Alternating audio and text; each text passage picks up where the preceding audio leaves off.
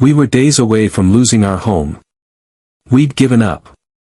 And then, a single sentence from a complete stranger changed everything. This isn't just a story about hardship, it's a story about how, in the darkest moments, a flicker of light can show up in the most unexpected way. It proves that humanity and compassion aren't just words, they're actions that can reshape a person's entire world. Stay with me, because what happened next will restore your faith in the good that's all around us, often hiding in plain sight. Section 1, The Spiral Downwards. Life for me and my 2 children hadn't always been a struggle. I remember when our small Brooklyn apartment echoed with laughter, not the silence of worry. I'm Sarah, and my world turns around my 2 kids, 10-year-old Liam and 7-year-old Emma. Liam, with his endless curiosity, could spend hours building entire worlds from old cardboard boxes. Emma, my little artist, saw everything in vibrant colors, her tiny fingers almost always smudged with paint, proof of her latest masterpiece taped to our fridge. We were a team. A small but mighty unit of 3. I had a stable job in admin support at a marketing firm. It wasn't glamorous, but it was reliable. It paid the bills, put food on the table, and allowed for the small joys, a trip to the movies, an extra scoop of ice cream, a new set of paints for Emma or a science kit for Liam. Our life was modest, but it was ours, and it was happy. Then, the rhythm changed. The economic downturn that had been a whisper on the news became a roar that swept through my company. The emails started with words like restructuring and streamlining. We all tried to be optimistic, but then the meetings began, the closed-door sessions where colleagues would walk out holding that telltale cardboard box. One Friday afternoon, it was my turn. My manager, a man I'd shared coffee with for 5 years, couldn't meet my eyes as he read from a script. Due to unforeseen market shifts, your position has been made redundant. Redundant. It's such a cold word. It made me feel like a spare part, something no longer needed. I walked out of that office in a daze, clutching my own box filled with 5 years of my life, a coffee mug the kids had painted for me, a framed photo of their gap-toothed smiles. The first few weeks were a blur of forced optimism. I updated my resume, scoured job boards, and wrote countless cover letters. Something will turn up, I'd tell the kids, plastering a confident smile on my face. This is just a little break for mommy. I had a small cushion of savings, enough for a couple of months, I thought. I was so wrong. The New York job market was brutal. For every opening, hundreds of applicants were just as qualified, just as desperate. The polite rejections trickled in, then they became a flood, and then they just stopped. The silence was worse. My savings evaporated. Rent in Brooklyn is unforgiving. Then came groceries, utilities, the cost of just existing in a city that never stops charging you. The smile I wore for the children got heavier each day. They knew something was wrong. Liam stopped asking about the science museum. Emma started using her crayons more sparingly, as if she knew they were a finite resource. They started speaking in softer voices, their laughter becoming rare. They were trying to take up less space, to be less of a burden, and that thought just shattered my heart. The first notice from the landlord was a polite reminder slipped under the door. I tucked it away. The next notice was less polite, with bold, red letters. I started avoiding his calls, my phone buzzing on the counter with a name that made my stomach clench. We began to shrink our lives. I became an expert at making a pot of soup last for 3 days. The heat was turned down until we could see our breath in the mornings, huddling together under blankets. I'd tell the kids we were indoor camping, trying to turn our poverty into a game. But it's not a game when your stomach is empty and the cold seeps into your bones. The shame was a constant companion. I felt like a failure. I was their mother, their protector, and I was failing them. I sold my grandmother's locket. The man at the pawn shop barely glanced at it before offering me a fraction of its worth. I took the money without arguing. It paid for another week of groceries. One more week. Our lives had become a frantic countdown.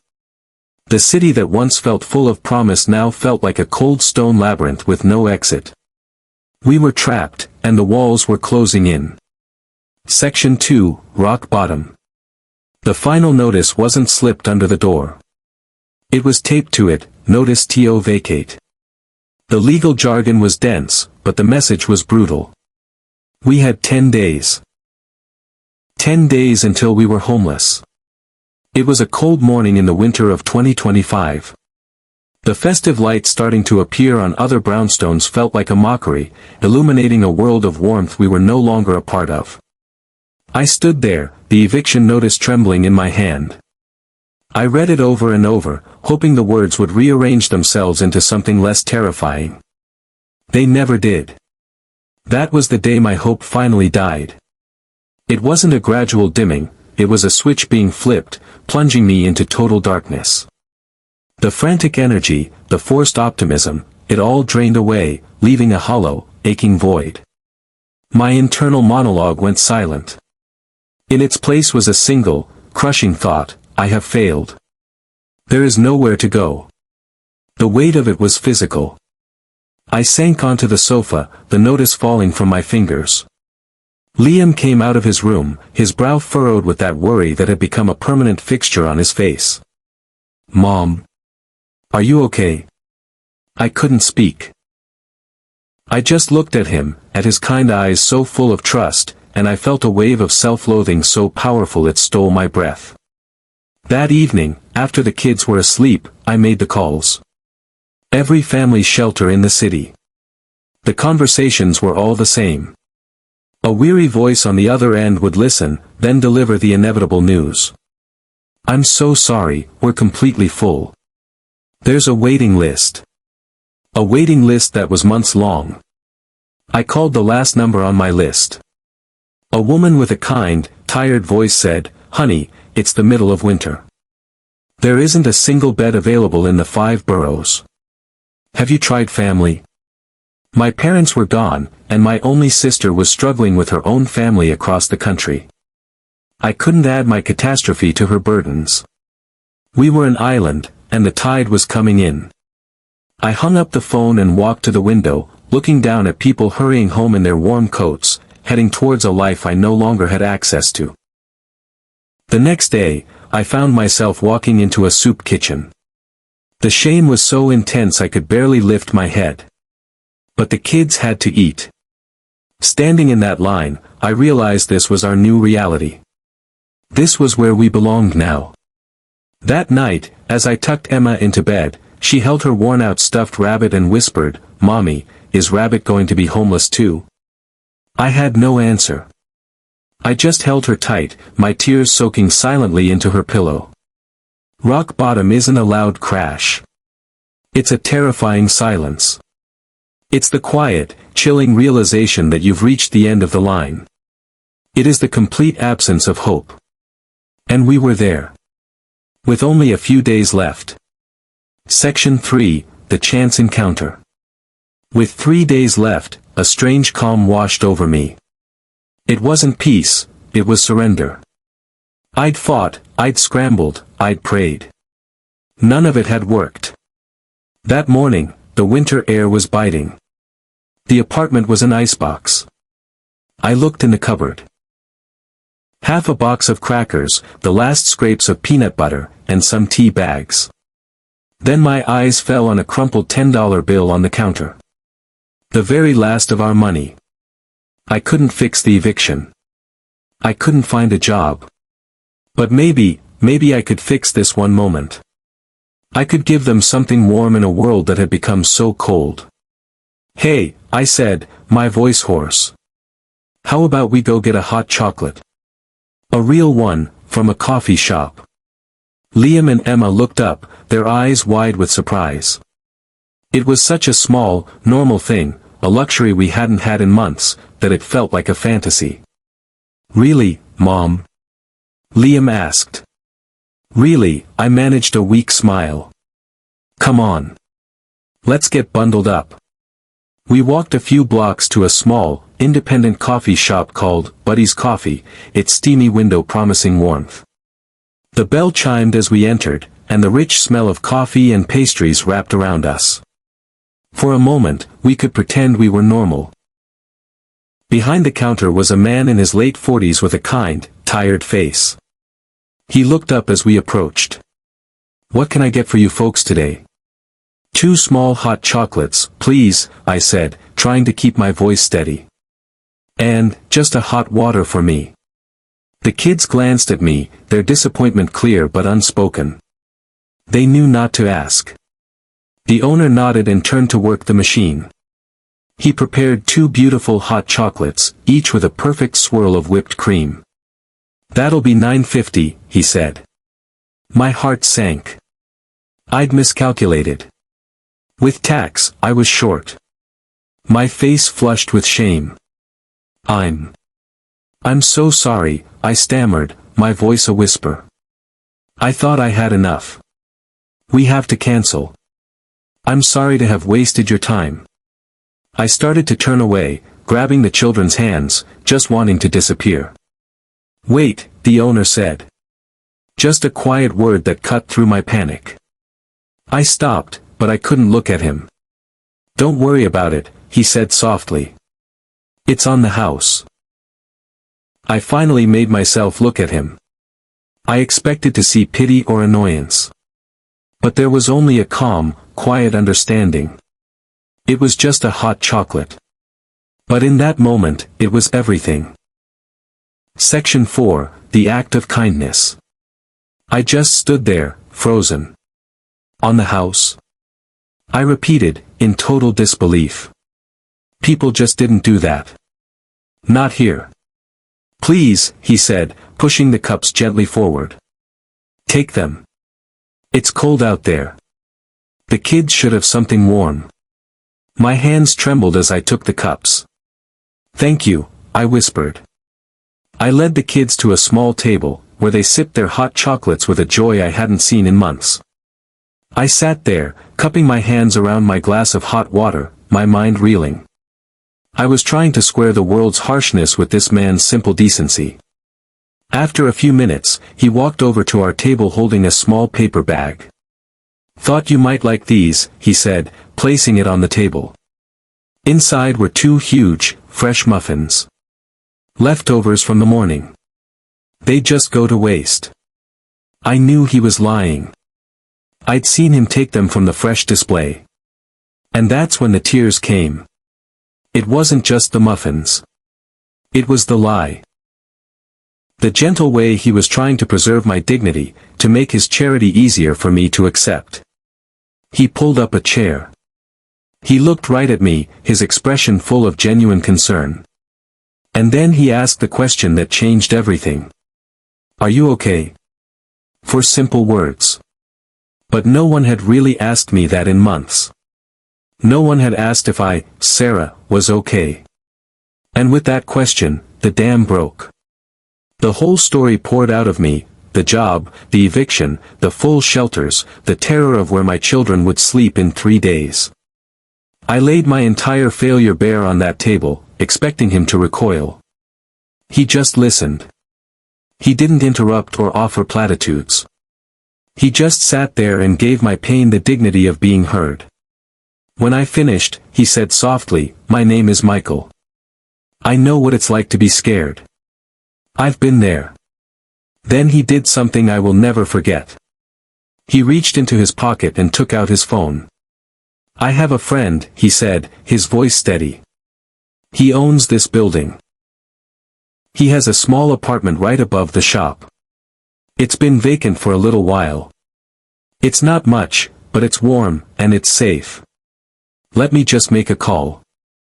I stared, unable to process what he was offering. "An apartment?" He stood up and walked to the back of the shop. I could hear his low, urgent voice. A few minutes later, he came back with a small, hopeful smile. "Okay," he said. "He's happy to let you stay. No deposit. We'll figure out a fair rent once you're back on your feet. No rush." I just gaped at him. It felt like a dream.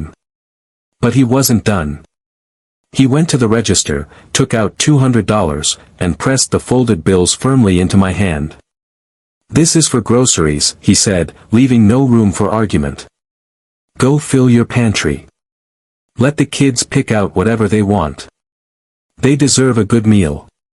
I can't," I stammered. "This is too much.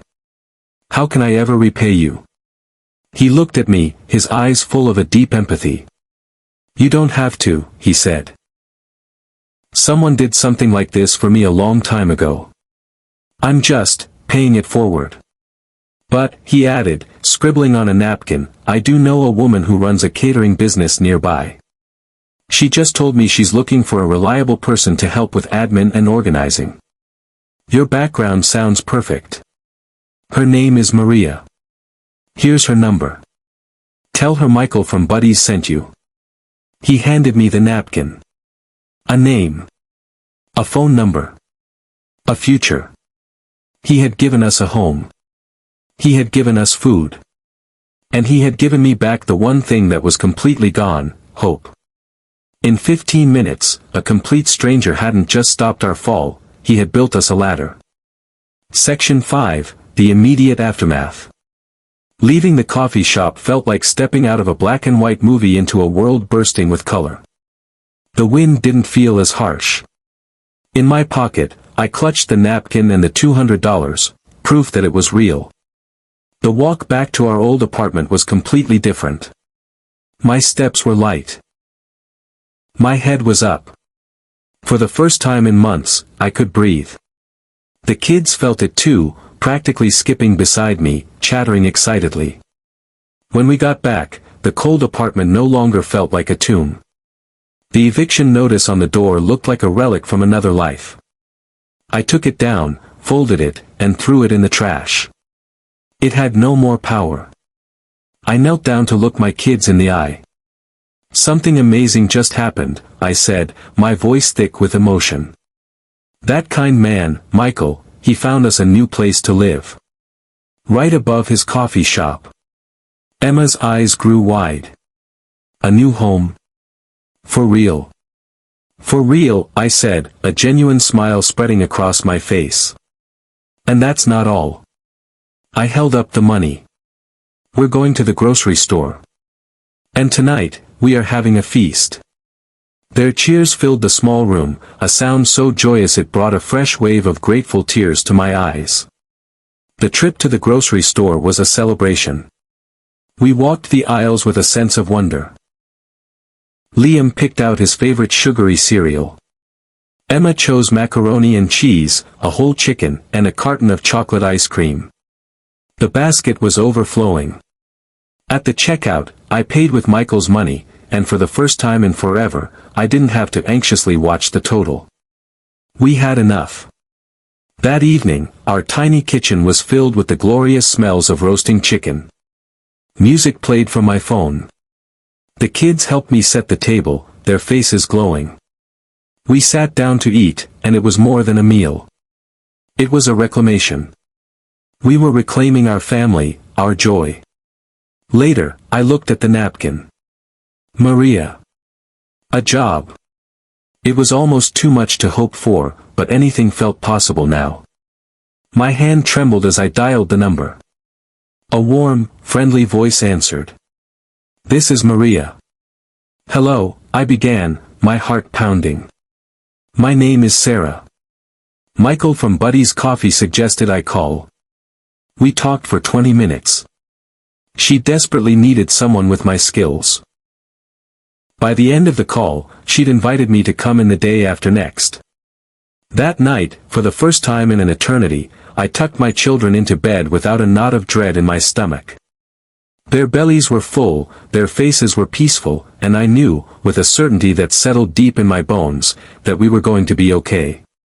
One man's decision to see beyond the surface, to ask a simple question, and to act with selfless generosity had saved us.